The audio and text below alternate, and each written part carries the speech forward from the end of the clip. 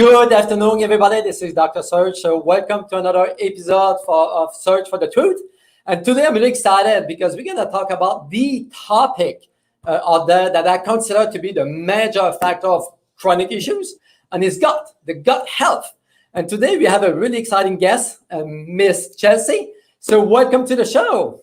Thank you, Dr. Serge. And I love this Search for the Truth. Thank you. Our goal is to really educate people and get the truth out there. As you may know, there's so much confusion when it comes to nutrition, to health, what to do, what not to do, the don'ts, the do's, So our goal is to do, help people to figure out what is true, what makes sense for them. And today, let's focus on the gut. So first of all, tell us a little bit about you. Why you have this passion about gut, and what do you do exactly? Such a great question. I'll try to keep it brief, but I always like to say, Doctor, that we've evolved into doing what we're doing. And as long as along the way we've trusted our intuition and followed the signs, then we're probably doing what we were brought here to do. And, health coaching and helping people heal physically so that way they can mentally, emotionally, and spiritually navigate this human experience with a little bit more grace and a little bit more ease and a little bit more flow, literally and figuratively. And for me personally, that looked like a journey of autoimmune disease that I, a long time ago, back in 2009, I had just graduated college. And for me, autoimmune disease manifested as psoriasis on my body. And I just saw that these rashes on my skin were getting worse. And I really was not happy with the way that dermatologists were sort of handling it and shoving steroids in my face and telling me to, kick it to the curb and just forget about it. And for me, it was sort of this intuitive hit of wanting to seek deeper and finding root cause problems. So I hired my first health coach in 2009, and it's been a self-explorative journey ever since. So now I help people do the same. So I work with people both in groups, in a group setting and in one-on-one settings. I also have an evergreen program for anyone just starting out on the journey to gut healing. It's a great place. It's a great place to start, and where I started back in 2009. And that's what I do now.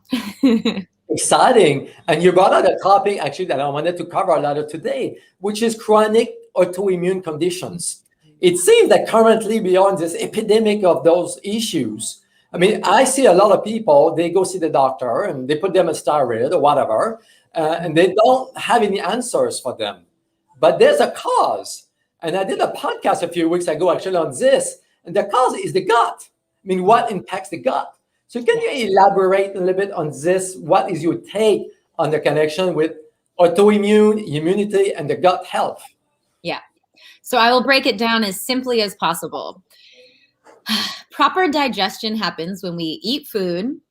It goes through our esophagus to our stomach, and we break down that food and either absorb nutrients and eliminate the toxins, or we don't. And the food sits there for a really long time. And by the time it does make its way into the small and large intestines, there are large chunks of food. They're not properly broken down. And there's reasons for that as well. Which we can talk about. That's sort of the secondary layer. Why is our digestion not working appropriately? But what might be causing the and it's not always a black and white situation. I think it's really important just to disclaim that leaky gut is primarily often associated with autoimmune disease. And that's what I'm about to explain right now. However, again, this is not meant to replace your doctor. Very important. So now, we live in this go, go, go world, really high stress environment, and, technology and inadequate sleep and not enough time outside. A lot of factors play into decreasing the power of our digestive system. So what happens when we are in this chronic state of fight or flight, rather than rest and digest? So the sympathetic nervous response, when we are in this state, which chronically we most of us are, our digestion shuts down. If you can imagine, if I'm running away from a tiger, my body doesn't really have to worry about breaking down lunch. My body's worried about running really fast. So there's adrenaline, there's cortisol, my muscles are really tight, my eyes are dilated, my heart rate has risen, digestion is slowed down. So now what's happening, bringing it back to the small and large intestines, these large particles of food, because we don't properly chew our food, which this is tip number 1 in gut health, chew your food, use your teeth. Your stomach doesn't have teeth, right? Use your teeth to their full benefit and let the enzymes and saliva in your mouth start breaking down all of your food already in your mouth. But because we're on the go and because we're, in the car, or we're shoving food in our mouth in between meetings on Zoom, or we're snacking, all of that food lands in our stomach. And I'm sure most of us here who are listening can relate to that feeling of nervous belly, or a knot in your stomach, or just that feeling that like you're not very hungry because you're feeling a bit anxious. And there's obviously a scientific reason for that. So now, because we have these chunks of food in our belly that are making their way now through the intestines, where we should be continuing to absorb nutrients and eliminate toxins, like, I don't know, anything that our body doesn't need, there is a permeability that has happened in our intestines now. And what that means is, I have a bunch of supplements here that I take. So I'm just going to try to show you. If these were all cells lined up like soldiers in our skin, right? Our skin has an outer layer just like our intestines. And cells line up in a row like a bunch of soldiers.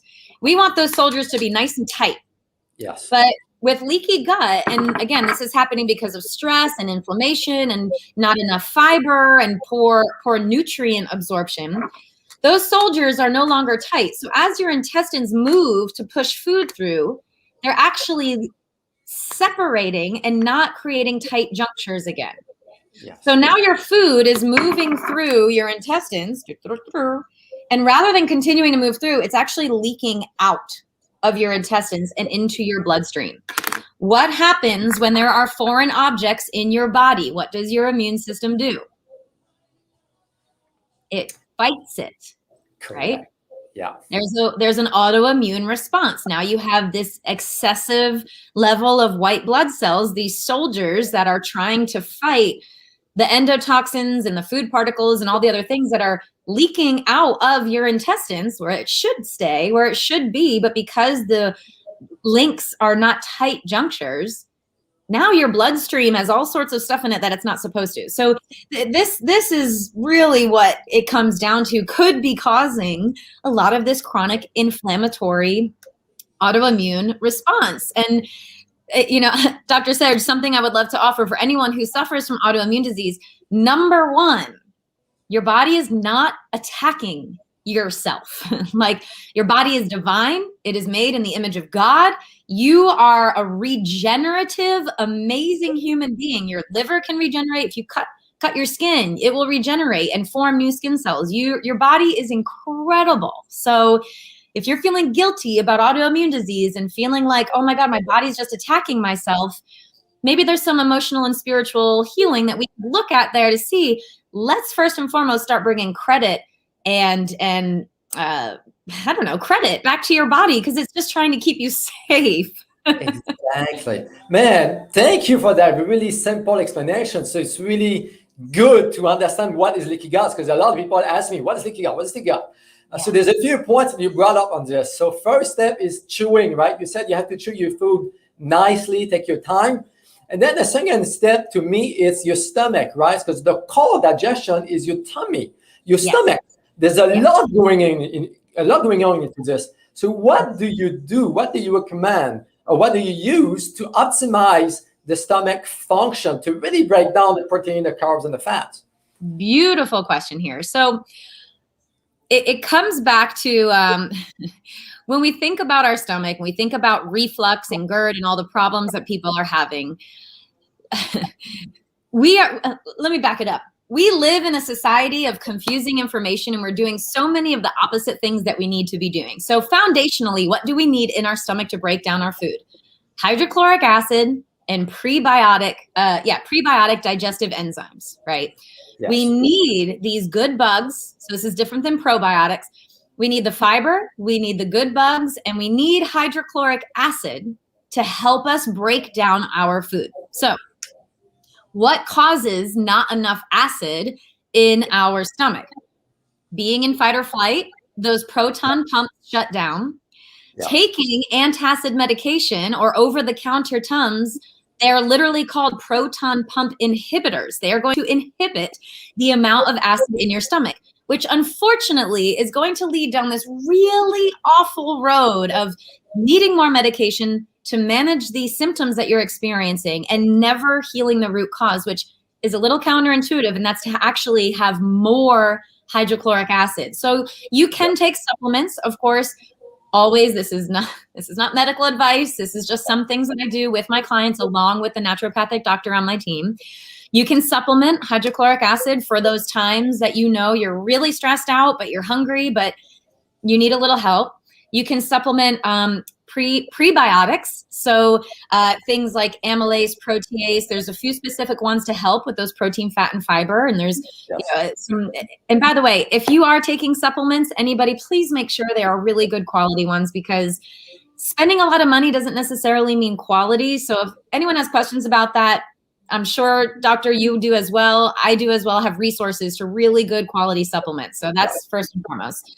But then also making sure that you are feeding those prebiotics. So eating a lot of fiber. So the other reason why we have poor digestion, in addition to this chronic level of stress, and the HPA axis is a whole nother conversation that we could have at another time, is not enough fiber in our diet. So chronically, we are not eating enough of the right foods to help break down our foods. It's kind of this like weird conundrum. So prebiotics, digestive enzymes, HCl, and then, supplementing is just one thing, but it has to go in correlation with lifestyle. So the two other things that I always recommend is deep belly breathing. So Dr. Serge, we often only breathe in the top third of our lungs, and breathing down into our belly is kind of like a great biohack to shifting from fight or flight, sympathetic response, to rest and digest, parasympathetic central nervous response. Yes. So by actually pumping up our diaphragm, you're literally kind of pumping up your stomach too, and priming your stomach to digest foods. Another really easy life hack is to start incorporating something like bitters into your food. So before you eat, this is why the Italians and a lot of other great countries out there, I'm sure the French, have certain aperitifs that they like to sip on before and during meals. And the reason for that, as I'm talking about it, my mouth is salivating, right? Lemon and other bitters are going to make your mouth salivate. It's going to be a signal to your stomach, oh, we are going to eat. It's time to start producing hydrochloric acid, getting those proton pumps working, getting everything going, making sure you are sitting while you are eating. This is like one of the biggest brain flips for so many people of mine. What do you mean I have to sit while I eat? Standing is a signal to your brain that it's time to fight or flight. We want to sit. We want to be rested. We want our core muscles to be relaxed. We want our proton pumps turned on. And there's a reason why we eat our salad before our main meal. And that's because our salad is full of fiber and prebiotic elements to it that are going to help you break down the rest of your meal, whatever it may be. Great insight and great tips, actually, that everybody can implement. And I have to piggyback on this. What you said is a lot of people take PPIs or reflux medications, and they don't see or realize the consequences, the long-term side effects. I mean, as a matter of fact, nobody should be taking those meds for more than 2 weeks. And when I tell people this, they are surprised. My doctor didn't say that. And I see so many people on PPIs for 10, 15, 20 years. Chronic. So I just cannot imagine the side effects of the tummy, right? Yeah, and sorry. Yes, and what would you recommend for those people? Because there's quite a bit of that. I've been on PPIs or reflux medications for 5, 10, 15 years. So what would be the first step for them to take to actually address the root cause and not hide the problems? Great question. And this is definitely, if you've been taking PPIs or Tums, over-the-counter antacids, which is part of the problem, I think, is that they're so easily accessible to us and they taste good. It tastes like candy, right? Number one, first and foremost, let's just take a moment to bless that medicine, because obviously that medicine has helped you. It is helping you. And let's eliminate any guilt or shame for needing that help and support. So number one, bless that medicine for the time that you've needed it. Number two, it's time to have a deep and meaningful conversation with an expert in digestion and gut health, because believe it or not, even most of our doctors are unaware that this chronic symptom is happening because we're inhibiting our proton pumps from doing what they do best.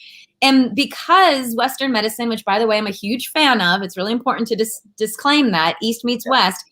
Yeah. Western medicine came from the battlefield. When we consider a timing of pharmaceuticals and where medicine came from, modern medicine came from, it really came off the battlefield. And pain relief and symptom management was the new paradigm rather than root cause treatment. So the second question to ask yourself, besides do I feel guilt or shame around this, let's heal that, is to ask for help in other ways. So if you are chronically taking these medications for symptom management and it's become something serious like GERD, find an expert and have them put you on a protocol that's going to help you wean off. Because if you get off those meds overnight cold turkey, it will not be fun. So it's really important to have a few other herbs and supplements. Some really natural ones that might be helpful for heartburn are marshmallow root, licorice root, and really considering how acid plays into what's happening. At the bottom of our esophagus, we have a valve. And if there's not enough acid, that valve is going to open up, because we need to let food down, but we want to keep the food down there. And acid is part of what triggers keeping that closed. So if you're taking these inhibitors, you're going to dilute with whatever's happening, but then you're going to have fermented gas from your non-digested food and potentially food particles making their way back up your esophagus. So start considering asking a professional what it would be like to wean off of those. Start incorporating other natural herbs for supplement relief, like licorice root, marshmallow root. There's a few others, and I'm skipping on. Those are a couple of the big ones that I use. Slippery elm bark, that's the other big one that I love to use. Start incorporating those when it comes to symptom management and see how it feels to slowly start to wind down that self-medication, and where also in your lifestyle you can start to change your habits around food. So what I call food hygiene, again, bringing it back to the basics. Sit down, eat with reverence, eat with grace, chew your food. Like there's, basic food hygiene that really makes a difference in your overall gut health. Really good point. And again, you brought up quite a few points here. And I have to warn people that you have to be really careful. When you've been on PPIs for some time, you have to address, like you said, the root cause before weaning yourself off. Exactly. Otherwise, you may have some reflux problems, actually. Yeah, exactly. So you have to be and really that could be anything, like you said. It could be a bacterial overgrowth. It could be chronic stress. So doing, a cortisol awakening response test and testing your HPA axis and your chronic stress levels, that could be game changing for you. It could be parasites or something else in your gut that's causing all these other issues. So let's talk about the factors causing leaky gut or gut problems. You mentioned parasites, you mentioned SIBO, bacterial overgrowth, you mentioned stress. So what are the major or critical factors leading to GI distress, GI issues? So, there's a couple things. And one of the most common things that I personally see, and probably most of us fall into, and I hate to sound redundant, but it really is chronic stress. And there's science behind that. It's more than just, I'm not a stressed out person. I do yoga and I meditate. Sure, I'm sure you do. But if your adrenal glands are producing things like adrenaline and cortisol and your DHE levels are a little out of whack, no matter, even if you're calm by design and you live the most stress-free life, those hormones are going to mess up what's happening in your digestive tract, because the gut-brain axis now thinks that we are in a state to fight a tiger or to drive in rush hour traffic. We're not in a state, and the signals are not being sent to digest our food properly. So that's one of the biggest factors. And honestly, where I personally help people the most is really looking at, is chronic stress a root cause to your autoimmune disease, for example, and how can we address that? And are there certain tests that we can do to assess on paper, because that can be really validating. Test, don't guess. I'm a big fan of that, right? But also the right test, because it can get very expensive going down this road. It can be also really helpful to do a GI map test. So these are the two main tests that I do with my clients. I do a GI map test and I do an HPA axis test.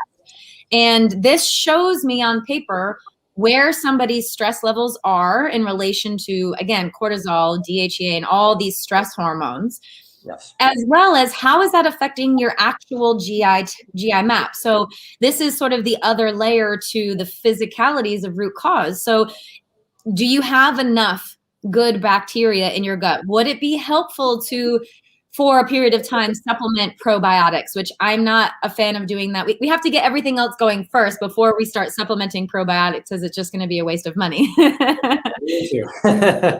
Do we need to address something like SIBO or, bacterial overgrowth, or are there other opportunistic bacteria that are thriving in your colon because of undigested food that's making its way through, which is then causing estrogen dominance and all these other things?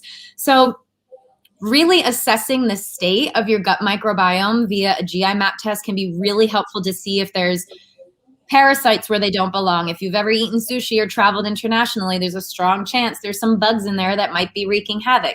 You might also have some good bugs as well, and that's okay. Worms are not the worst thing in the world, but parasitic ones that are causing problems could be a big problem. So understanding the state of your gut microbiome is really helpful, as well as the state of your HPA axis and the chronic state of your stress hormones.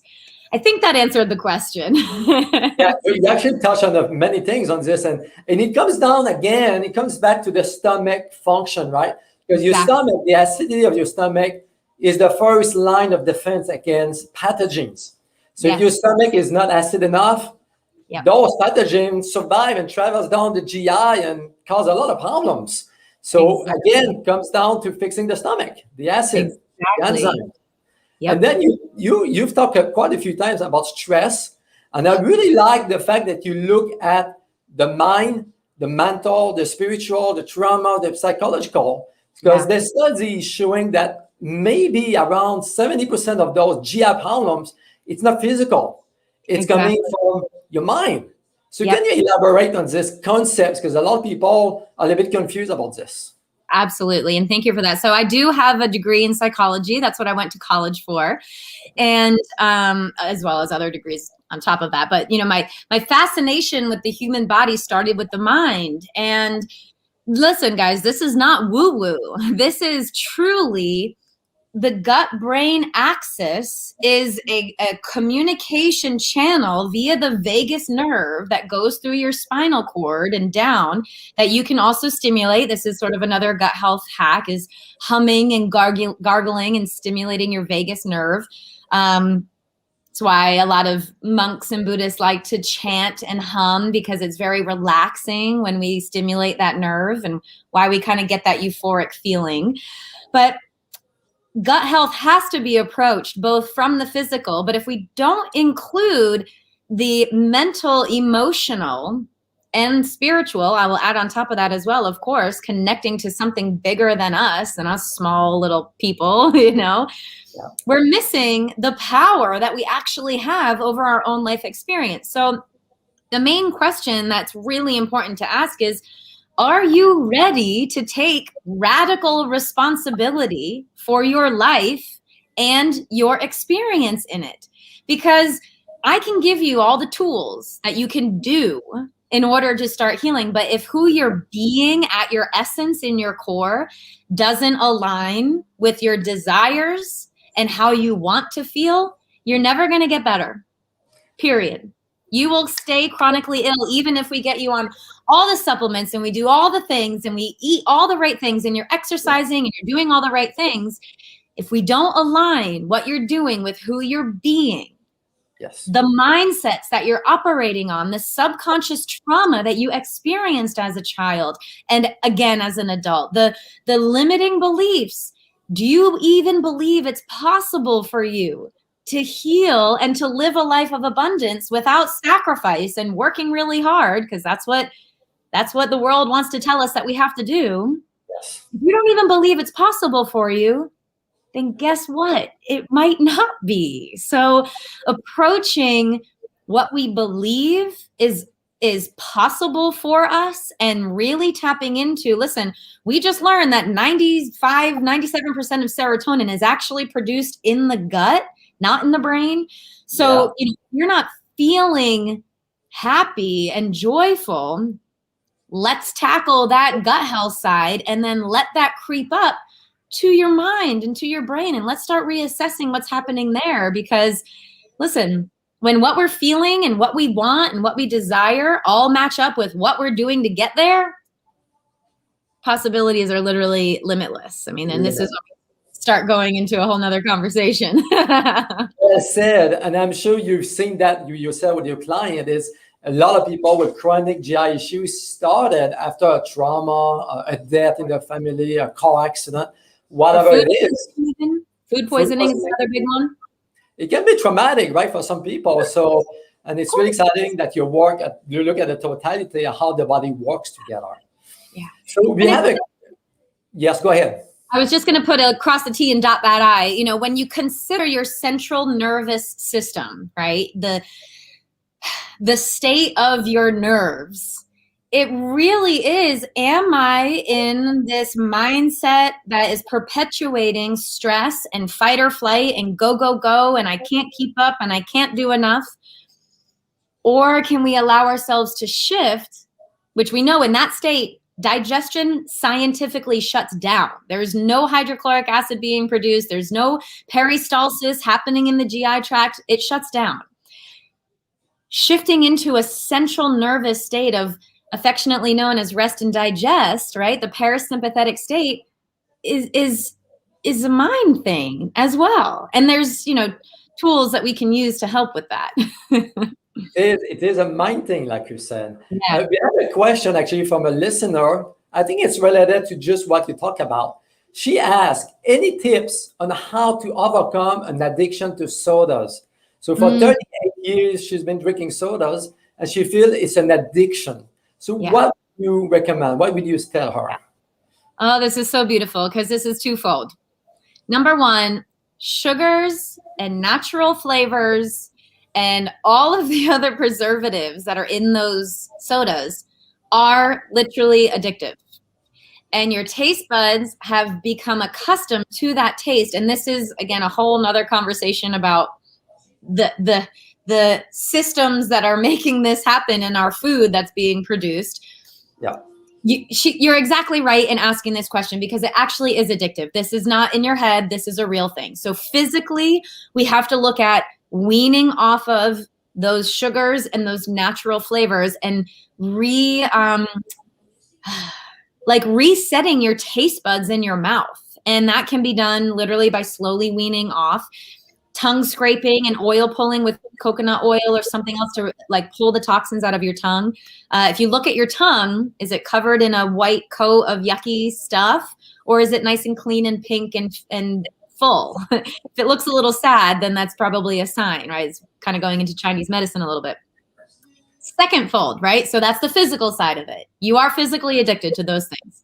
We can wean off of them. However, weaning off of them will be so much easier if we assess this number one question. What is that soda giving you? Is it giving you entertainment? Is it giving you an energy fix? Is it giving you joy, pleasure? Is it giving you an escape from all of your responsibilities? What is it giving you? What void is it filling in your heart and soul? Because it's obviously playing some role. Is it nostalgic? Does it remind you of your grandmother's house and all the love and support that she used to give you and pour you a soda at the same time? So what is it giving you? Once we know that answer, we can start to look at other ways to receive that thing. So if it is nostalgia, what are some other ways to tap into those good nostalgic feelings that it reminds you of? If it's numbing out to stress, What are some other more healthy coping mechanisms for stress that you would like to tap into? And all of these answers I don't give. I pull them out of my clients. So, you know all of the answers. You are wise, you are intuitive, you know you're addicted to this thing. If you desire to shift, I can help you with the logistics, but let's pull out the wisdom and the greatness inside of you. So I would turn that around and ask, how else might you be able to fill that void for you? If whatever that thing is giving you, how else might we be able to get that in our life? Now that is aligning who you're being with what you're doing. And this is how we slowly start to merge those two things into empowered actions that allow us to live a life that's more in alignment with what we want for ourselves and our family and our community and our children and the mark that we leave on this world. And if I were just to say, well, stop drinking soda every day, obviously, wean off of the sugar, that will never work, because now we're feeding the BS limiting belief that in order to be healthy, I have to sacrifice everything that I love in my life. And I'm here to challenge that. Of course, there are alternative options too. One great company that I just came across is called Olipop. I'm not even affiliated with them. I just love them. It's a much better alternative to Coca-Cola. They have like a Pepsi flavor. They have a root beer flavor, and it's full of prebiotic fiber and more natural extracts of flavor than quote unquote natural flavors and fake sugars. So finding alternatives is a great place also to start. It might not be the end all be all. I think there's got to be some deeper digging, but finding a better alternative for those things that we love is a great option. I will assume that everything you just said is true for all addictions, right? Drugs, alcohol, cigarettes, sugar, and so on. Yep. So this listener said, I've cut back a lot, so they don't taste as good anymore. So is it possible it could be a trauma mechanism? For sure. Again, that thing is giving you something that you need right now. And I would encourage you to safely, and maybe with the help of a professional, start to peel back those layers. And, when did that habit first begin? What did it give you back then? And even if now, if it doesn't even really feel that great, if it doesn't taste that great anymore, you're still getting something from it, right? It's still giving you some kind of element of safety and security. And that's really important. So yes, absolutely. This is a coping mechanism for something at some point in life. Exactly. And we have another listener who wants to know, what do you recommend for us to have a clean gut naturally and fix acid reflux? We touched a little bit on that, but can you expand a little bit? Yeah. So, this topic of eating clean versus eating dirty, I think it has to start with reassessing your relationship with food and starting to throw out some of these like dogmatically good and bad foods. Like food doesn't have morals, right? There's a deeper conversation that has to happen. But, to answer it simply, I think it's really important to, once you assess your emotional mental state and how that's reflecting in your relationship with food, digging a layer deeper and starting to pay attention to ingredients. So if you do eat things that come in containers and boxes, forget the nutrition facts. That's just all crap anyway. I mean, that's all of those numbers are probably not relevant to your unique body and your unique life experience. But the ingredient list underneath is really valuable information. So start slowly by eliminating colors and dyes. We don't need red 30 and blue number 5 in our body. We just don't. And that is an inflammatory thing for our gut that will cause loose cells in our intestines, leading to leaky gut. Anything that's a derivative of corn, like corn syrup and anything that corn has become a filler for, it's very GMO. It's very highly pesticides.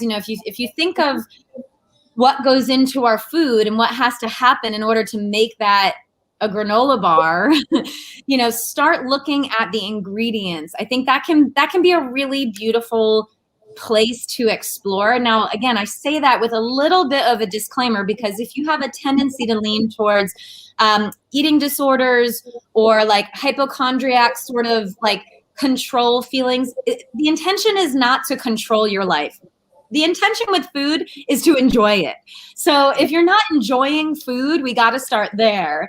But then if you do get to a point where you want to dive deeper and consider what's the best things to do for my body, is start looking at what you're feeding yourself. And if it doesn't come from the earth or the ground, like from the garden or from an animal that's happy and running around free, not in like a cage somewhere and really sad, then start to consider the ingredients that you're putting in there, because those could be the simple things that are triggering. I mean, even in your supplements, to circle it back around, we talked about quality of supplements.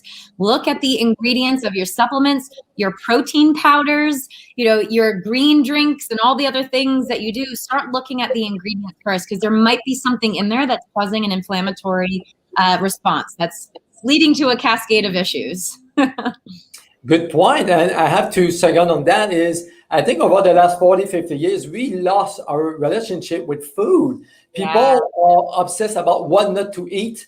Yes. They don't see food as being enjoyable. They see food as being the enemy, which doesn't make sense. I mean, they spend 5-10 minutes to eat and they don't take the time anymore.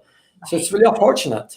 It is. I mean, food is there's so much pleasure in food, and really owning that and allowing ourselves to experience that. I mean, it's quality time with family. It's quality time with yourself. The experience of the textures and the tastes and the smells. Like I always say to my clients, let food be a sacred experience for you. Let it be a source of joy and pleasure, and, allow that to be, somewhat divine and special. And every time we start to ignore our desires for pleasure, how does that relate to your relationship with food? And how is that playing into the bigger problem of chronic constipation or chronic acid reflux? Correct. That's a really good point. There's a comment here done by somebody. So she said that most likely we are not meant to eat meat or eggs. Do you want to comment on that? Sure. So again, for me, there is no food that's good or bad. I could say the same thing about gluten and sugar, which has been so demonized, right? Yes. Everything has a time and place and role. And, even with meat, right? Looking at the industry of meat, where our meat comes from, and the difference between, let's bring it way back to cavemen who worked all day to catch their food and then skinned and cooked with reverence and with gratitude and consumed that animal. It's a very different experience than going to your local grocery store and buying something that's packaged in plastic that came from some really sad farm somewhere and pumped with antibiotics and fed with GMO corn. Like it's a very different experience. So I would say for some people, eggs and meat don't work well in their body. So the question is not, are these bad or good for me? The question is, how do they make you feel when you eat them? If you eat eggs or meat and you find your belly's bloated really bad and you really feel lethargic, then note that, ask yourself why that is, and then we can start to figure out a better course of action. When you look at blood types, there's different blood types that do better with different forms of meat. A blood type O usually does really well on red meat because it's a very old blood type. Blood type A is a bit newer. It might do better on lean protein or no animal protein. So the answer to your question is, how does it feel for you? And if it doesn't make you feel good, then who's telling you that you have to eat it, or who's telling you that you're not supposed to eat it, when if you do eat eggs and meat, you feel really energized and really great and it gives you sustainable energy throughout your day? Who's telling you that you're not supposed to eat it? Because I would question them and not your own intuition.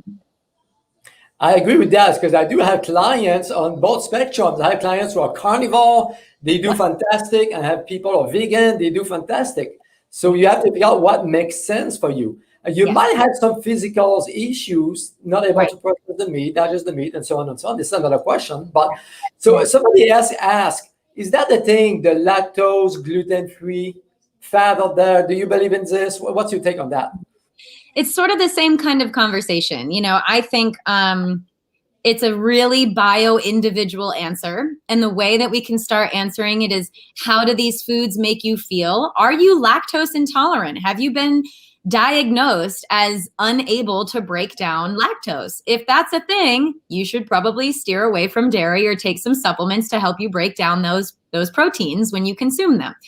Yep. Same with gluten. Have you been diagnosed with celiac disease? And why do you have celiac disease? Is it reversible? Are there things that we can do to help? It's kind of like stress resiliency, right? How can we increase your resiliency to gluten? And if you are reactory to it, maybe there's value in going through a gut healing protocol like I offer, so that way you can really assess, do I react to gluten when my gut is healed? Or is it more a sign that something is a little bit off and I have to hit the reset button again? So I believe there's a time and place for every single food group. I don't believe any food is good or bad. I think if you are down the rabbit hole and only eating, I don't know, if you have eliminated whole food groups, I would highly encourage you to reassess why, who told you that was a good thing, and how do you feel? And listen, if you eat gluten-free and you feel good, awesome. There's a lot of great alternatives out there for gluten. I mean, you can get any flour you want anymore. So you have lots of options. Again, it's a very individual. I don't subscribe to diet mentality. And to me, dogmatizing food feels like diet mentality. Yeah. And like you said, it comes down to how the food makes you feel at the end of the day. Yes. It reminds me of a patient years ago. She had major celiac issues, gluten sensitivities. And when we started working with her, it turns out that she started having the gluten issue from a trauma, from a death. Yes. So we did the trauma and the gluten issue went away, and she's been eating gluten without any problem. So food is really powerful, actually. It can Stress be really resiliency and emotional healing. I'm telling you that there's a reason why it's mind-body connection, and there's science behind it. It's not just woo-woo. Correct. Listen, it's been 45 minutes. So any statement as a last word? Yeah, I mean, if anyone has any more questions, I'm always available on Instagram. I'm there at the Chelsea Haines. My website is chelseahainescoaching.com. I personally check all my emails. You can send me an email right through my website. I have lots of resources and a lot of passion. So if you would love to connect, I would love to do that as well. And I guess the one thing I always love to end on is be relentless in your pursuit of feeling good and living a joyful life, because that's your birthright. You are not here to suffer. And if you are suffering, then there's people out here like us, Dr. Serg and I, to help, and let us help. Really, really good point here. So Chelsea, thank you so much for your time. You're going to have to come back. You have so much to say. Unbelievable. I can't wait. Tons of questions. So thank you for your time. And then we'll see you next time. Okay. Thank you so much. Thank you, everybody. So have a good day.